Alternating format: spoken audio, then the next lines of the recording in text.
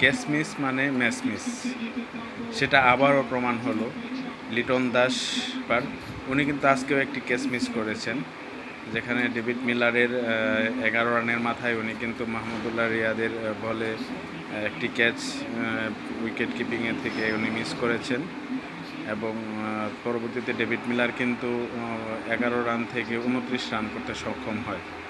পরবর্তীতে বাংলাদেশ ব্যাটিংয়ের সময় লাস্ট পজিশনে এসে যখন মাহমুদুল্লাহ রিয়াদ সুন্দর একটি শট করেছিলেন, একটি ক্যাচ হয়ে যায়, যেই ক্যাচের ইয়াতেই কিন্তু আমরা ম্যাচটি হেরে যাই। না হলে কিন্তু আমরা ম্যাচটি জয়ের দ্বার প্রান্তে পৌঁছে গিয়েছিলাম এবং জয় আমাদের নিশ্চিত ছিল। তো সেই ক্যাচটি কিন্তু সাউথ আফ্রিকান প্লেয়ার সে কিন্তু লুপে নেয়, যার জন্য আমরা কিন্তু ম্যাচটি আজকে হেরে যাই। তো এ থেকে আবারও প্রমাণিত হলো যে ক্যাচ মিস মানে ম্যাচ মিস। বাংলাদেশ ডেভিড মিলারের ক্যাচ মিস করেছিল, যার জন্যে প্রায় 19টি রান বেশি হয়। আর